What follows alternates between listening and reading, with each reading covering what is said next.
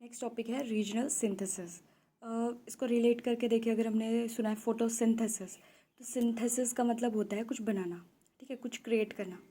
और फोटोसिंथेसिस मतलब फोटो क्या होता है, लाइट, लाइट की प्रेजेंस में पौधों का खाना बनाना क्या है, फोटोसिंथेसिस। ऐसे ही रीजनल सिंथेसिस, तो सिंथेसिस मतलब कुछ क्रिएट करना। क्या क्रिएट करना? रीजन्स क्रिएट करना। मतलब तुम रीजन्स की जो बाउंड्री डेलिनेट करते हो, वो जो प्रोसेस होती है क्रिएटिंग रीजन्स की, उसको क्या बोलते हैं? Process of creating regions. वो क्या होता है? रीजनलाइजेशन बोल सकते हैं सिंपली, रीजनलाइजेशन या फिर रीजनल सिंथेसिस। तो अगर कोई तुमसे पूछे रीजनलाइजेशन क्या है, तो process of creating regions. Regional synthesis क्या है? Process of creating regions. अच्छा, एक रीजनलिज्म टर्म होता है, वो अलग होता है। रीजनलिज्म मतलब एक एरिया से अगर कोई बिलोंग करता है तो उसे सुपीरियर मानना, वो अलग टर्म हो जाती है, ठीक है। किसी एक सेंस ऑफ बिलोंगिंग किसी पर्टिकुलर रीजन से, वो रीजनलिज्म अलग होता है, रीजनलाइजेशन अलग होता है। रीजनलाइजेशन मतलब टू क्रिएट रीजन्स, ठीक है। अच्छा, अब रीजन वर्ड बार बार आएगा तो एक बार रीजन का मतलब समझ लेते हैं। हालांकि जो क्या है, अब रीजनल डेवलपमेंट एंड प्लानिंग आएगा तो उसमें अच्छे से करेंगे कि कितने टाइप्स के होते हैं, कैसे डेलिनेट किए जाते हैं, क्या क्या मेथड्स होते हैं। बट रीजन सिंपली क्या होती है? रीजन सिंपली क्या होती है? एरियल यूनिट्स होती हैं। एरियल यूनिट्स, ठीक है। कैसी एरियल यूनिट्स? जो किसी भी कैरेक्टरिस्टिक, कुछ भी ले लो, एक या एक से ज़्यादा, ठीक है, एक या एक से ज़्यादा कैरेक्टरिस्टिक को अगर तुम लोगे तो वो एरियल यूनिट्स, ठीक है, अपने आसपास के एरिया को उन कैरेक्टरिस्टिक्स को लेके अलग होगी। बट तुम उसी एरियल यूनिट के अंदर जाओगे तो वो हर जगह सेम होगी, बट अपने आसपास से वो उस कैरेक्टरिस्टिक में अलग होगी, ठीक है। फॉर एग्जाम्पल, ये पूरा लैंड मास है, ठीक है। यहाँ पे एक एरिया है, यहाँ पे एक एरिया है, यहाँ एक एरिया है। सपोज़ मैंने इसे डिवाइड कर दिया। यहाँ पे मैंने देखा, चलो मैं कैरेक्टरिस्टिक या क्राइटेरिया जो है, मैं रेन ले लेती हूँ, ठीक है, रेन ले लेती हूँ। मैंने कहा इधर 10 सेंटीमीटर रेन है, ठीक है, इधर 10 सेंटीमीटर है, इधर 20 है, इधर 20 है, इधर 30 है सपोज़, इधर 40 है, इधर 40 है, इधर 40 है, ठीक है। तो अब क्या है, ये एक एरियल यूनिट है, ये सारे क्या हैं? एरियल यूनिट्स हैं, ठीक है। बट ये इन एरियल यूनिट्स रीजन कब बनेगी? जब ये किसी एक कैरेक्टरिस्टिक या एक से ज़्यादा फिनोमिना को लेके, अंदर तो सब सेम होगा उस एरियल यूनिट के अंदर, बट आसपास के एरिया में डिफरेंट होगी। फॉर एग्जांपल, ये एक एरियल यूनिट है, इसके पूरे अंदर 10 सेंटीमीटर रेनफॉल हो रही है। ये एक एरियल यूनिट है, इसके अंदर पूरे में 10 सेंटीमीटर रेनफॉल हो रही है, बट इसके आसपास के एरिया में ये सेम नहीं है, ठीक है। तो ये एरियल यूनिट सेम सेम है, सेम कैरेक्टरिस्टिक के सेम वैल्यूज़ हैं, तो ये दोनों एक रीजन होंगी। तो ये दोनों एक रीजन हैं, ठीक है, रीजन 1। और जो 2020 वाले हैं, ठीक है, यहाँ पे भी सेम है, यहाँ सेम कैरेक्टरिस्टिक्स है, तो ये एरियल यूनिट भले ही से कितनी दूर हो, ये एरियल यूनिट्स दोनों किसी एक फिनोमिना को लेके, क्राइटेरिया को लेके सेम कैरेक्टरिस्टिक्स है विद इन दैम, और अपने आसपास के एरिया से अलग हैं उस फिनोमिना को लेके, उस क्राइटेरिया को लेके। तो ये वाले और ये वाले, ये दोनों क्या हो जाएंगे? रीजन 2। और 30 और कहीं नहीं है, तो ये वाला एरिया, बट इसके अंदर क्या है, हर जगह 30 सेंटीमीटर रेनफॉल है और इसके आसपास अलग है, तो ये एरियल यूनिट अब क्या बन गया? एक रीजन। तो रीजन 3। समझ आया? रीजन कुछ नहीं होता है, सिर्फ एरियल यूनिट किसी भी फिनोमिना क्राइटेरिया को लेके, अगर हम देखें किसी एरियल यूनिट को और वो उस एरिया के अंदर तो सेम हो, अगर यहाँ 10 हो रही है तो इधर भी 10, इधर भी 10, इधर भी 10, इधर भी 10, बट अपने आसपास के एरिया से वो अलग होगी उसी फिनोमिना को लेकर। फॉर एग्जांपल, यहाँ 20 है, 30 है, वो अलग होगी, तो ये एक रीजन होता है, ठीक है। उसके बाद क्या होता है? रीजनल सिंथेसिस, यानी हम ये जो रीजन्स बनाते मतलब लैंड तो वही है, बट एक एरिया वो डेलिनेट कर देते ना कि भैया इसकी बाउंड्री यहीं तक होगी, क्योंकि 10 सेंटीमीटर रेनफॉल बस यहीं तक हो रही है, यहाँ से 20 सेंटीमीटर रेनफॉल हो रही है, तो ये बाउंड्री यहाँ नहीं चाहिए, क्योंकि यहाँ पे 20 सेंटीमीटर रेनफॉल है, तो ये बाउंड्री यहाँ बनेगी। फिर इधर देखा, यहाँ तक 10 है, तो ये बाउंड्री कहाँ तक जाएगी? तो ये रीजन डेलिनेट करना होता है, मतलब रीजन की बाउंड्रीज बनाना होता है, क्रिएट करना रीजन्स को, ठीक है। जब हम एंशियंट टाइम से हम देखते हैं तो कोरोलॉजिकल थीम में ये बहुत इंपॉर्टेंट रहा है, ठीक है। जो जितनी भी जोग्राफिकल स्टडीज़ होती हैं, जो कोरोग्राफी एंड कोरोलॉजी की अब तक हुई हैं एंशियंट टाइम से जो हो रही हैं, कोरोग्राफी और कोरोलॉजी मैंने बताया था क्या डिफरेंस होता है। Choreography and chorology. ठीक है, ग्राफी में सिर्फ तुम डिस्क्राइब कर रहे हो रीजन को या स्पेस को, और लॉजी में तुम थोड़ा कॉज इफेक्ट वाला, मतलब थोड़ा साइंटिफिक वे में भी उसको एक्सप्लेन कर रहे हो। फॉर एग्जांपल कोरियोग्राफी अगर मैं कहूँ, मतलब क्या, स्पेस को डिफाइन करना, तो इधर दिल्ली है, मैंने कहा दिल्ली, दिल्ली बहुत कंजेस्टेड है। ठीक है, बहुत कंजेस्टेड है, बहुत भीड़ है, बहुत बच्चे इधर आते हैं। ठीक है, ये हो गया कोरियोग्राफी, कि मैंने सिर्फ डिस्क्राइब कर दिया कि दिल्ली में भीड़ है, दिल्ली में बहुत सारे बच्चे आते हैं, बस। कोरोलॉजी अगर होगा तो क्या होगा कि दिल्ली में ना बहुत अच्छे अच्छे एजुकेशनल इंस्टीट्यूशन है, कोचिंग इंस्टीट्यूट हैं, तो इसी वजह से क्या होता है, बहुत सारे बच्चे वहाँ आते हैं और इसकी वजह से वहाँ पे बहुत ज़्यादा भीड़ है, बच्चे बहुत ज़्यादा आते हैं। ठीक है, इसमें मैंने सिर्फ डिस्क्राइब किया कि दिल्ली में भीड़ है क्योंकि वहाँ बच्चे बहुत सारे आ रहे हैं, भीड़ है। इसमें मैंने क्या दिया, रीज़न भी दे दिया कि दिल्ली में ना बहुत अच्छी अच्छी जगह है, बहुत अच्छे अच्छे मतलब अट्रैक्ट करने के इंस्टीट्यूट्स हैं, तो इसकी वजह से वहाँ पे बहुत ज़्यादा बच्चे आते हैं। ठीक है, तो ये डिफरेंस होता है। बट इन दोनों का काम ही क्या है कि स्पेस और रीजन की स्टडी करना। ठीक है, तो अब तक क्या था, एंशियंट टाइम से हम कोरियोग्राफी, कोरोलॉजी इन सब की स्टडी कर रहे थे, जिसमें हम सिंपली क्या करते हैं, जो भी हमारा अनडिफ्रेंशिएटेड एरिया था, एक लैंड मास था, उसको डिवाइड कर दिया। किस बेसिस पे, जहाँ जहाँ हमें सेम कैरेक्टरिस्टिक्स मिली उन सबको एक रीजन मान लिया, जहाँ अलग मिली वो सब अलग रीजन, अलग अलग बना दे, मतलब सेम कैरेक्टरिस्टिक्स के बेसिस पे।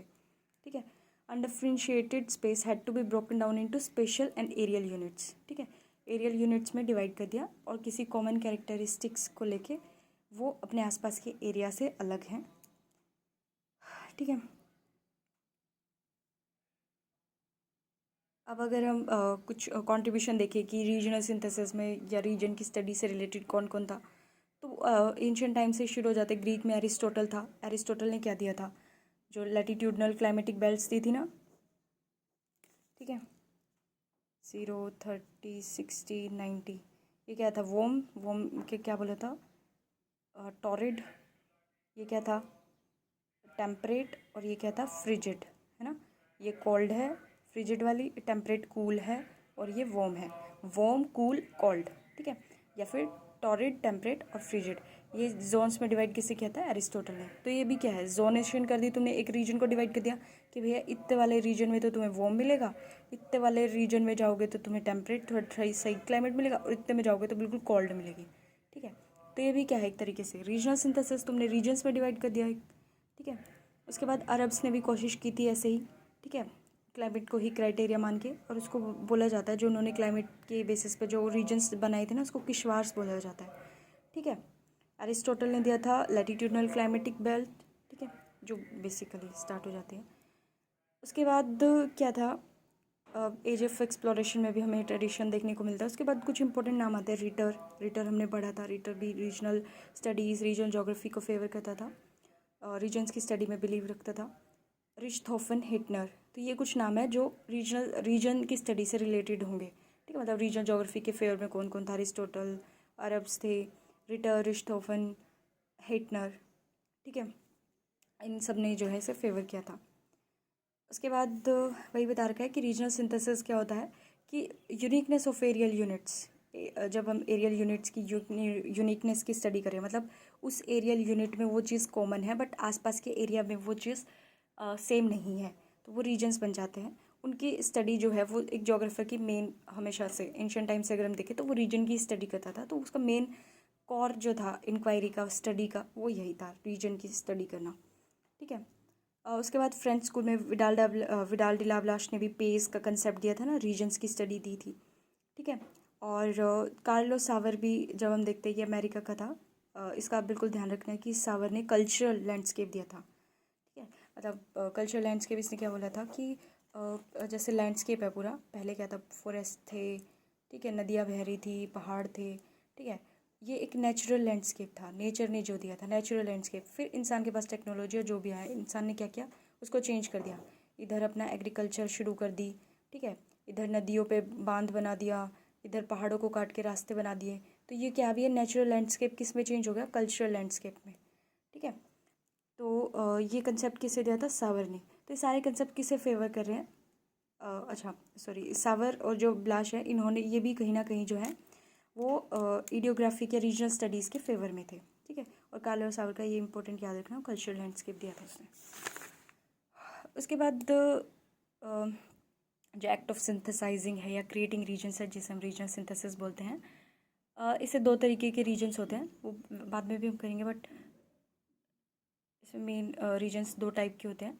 फॉर्मल रीजन्स, ठीक है, मतलब वही है कि जब हम किसी क्राइटेरिया के बेस पे बाउंड्री डेलिनेट कर रहे हैं कि हाँ इस बाउंड्री के अंदर अंदर ये चीज़ सेम मिलेगी, बट इसके बाहर ये चीज़ अलग मिलेगी। फॉर एग्जांपल वही तो ऐसे, ठीक है, अगर ये मैंने एक रीजन बनाया है, ये एक एरियल यूनिट अगर मैंने एक रीजन बनाया है, तो क्या है इसका मतलब, अगर मैंने प्रोडक्शन के बेस पे बनाया वीट की प्रोडक्शन के, तो मैं यहाँ चली जाऊँ, यहाँ कहीं भी चली जाऊँ, ओवरऑल वहाँ पे जो प्रोडक्शन होगी वो सेम होगी, बट आसपास के एरिया में प्रोडक्शन जो अमाउंट है वो डिफरेंट होगी, ठीक है। उसके बाद आएगा फंक्शनल रीजन। फंक्शनल रीजन ये होता है कि कितनी पहुँच तक इन्फ्लुएंस कर रहा है एक रीजन,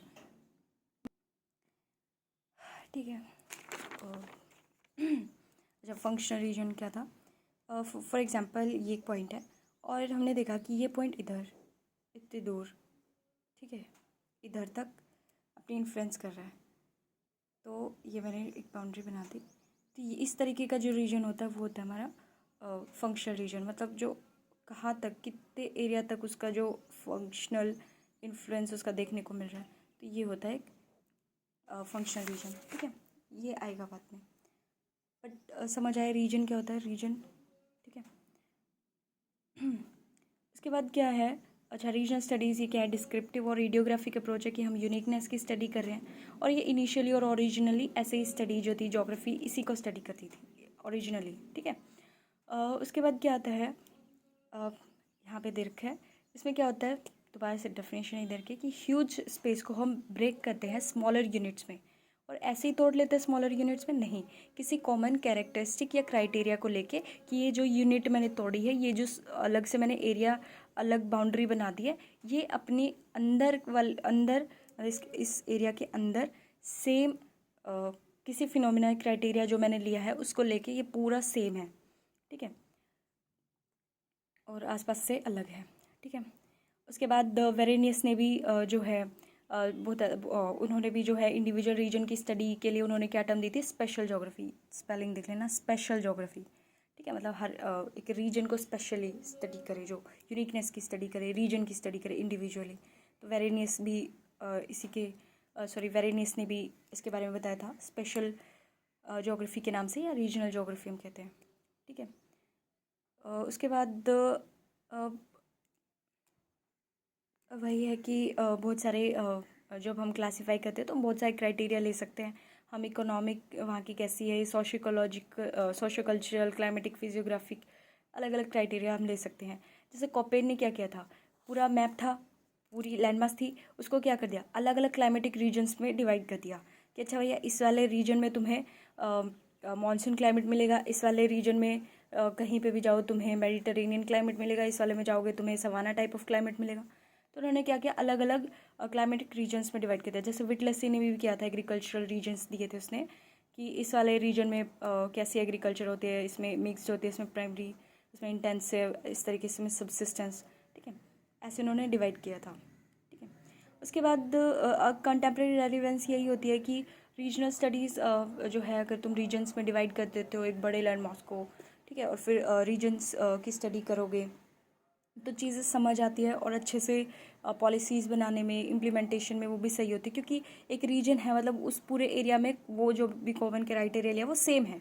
अगर मैं ले रही हूँ साइक्लोन से इफेक्ट होने वाला एरियाज़, तो मैंने एरिया लिए, अच्छा ये सब जगह सेम इम्पैक्ट है, तो मैं सेम जो सॉल्यूशन जो है वहाँ पे सेम पॉलिसी जो है वहाँ के लिए बना सकती हूँ।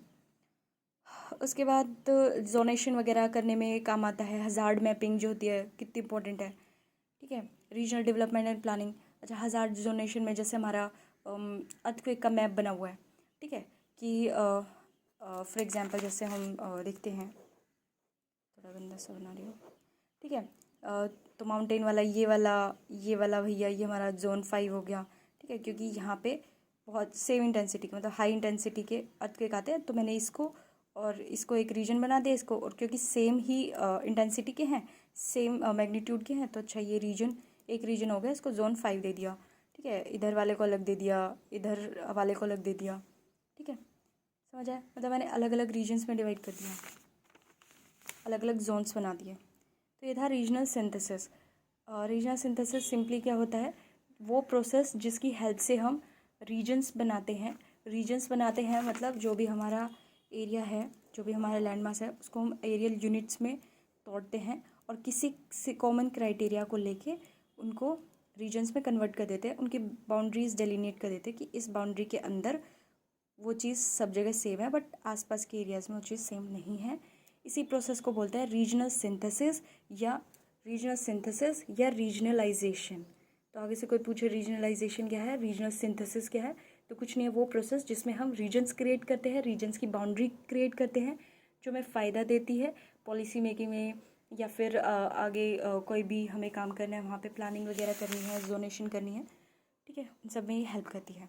उसके बाद हम पढ़ेंगे एरियल डिफरेंशिएशन, ये किसने दिया था, हार्टशॉ ने दिया था। फिर कैसे शेफर आए, उन्होंने अपोज किया कि नहीं साइंटिफिक व्यू डालो।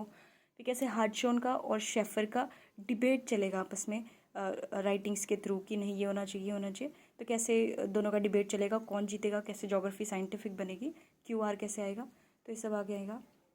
आज के लिए इतना ही।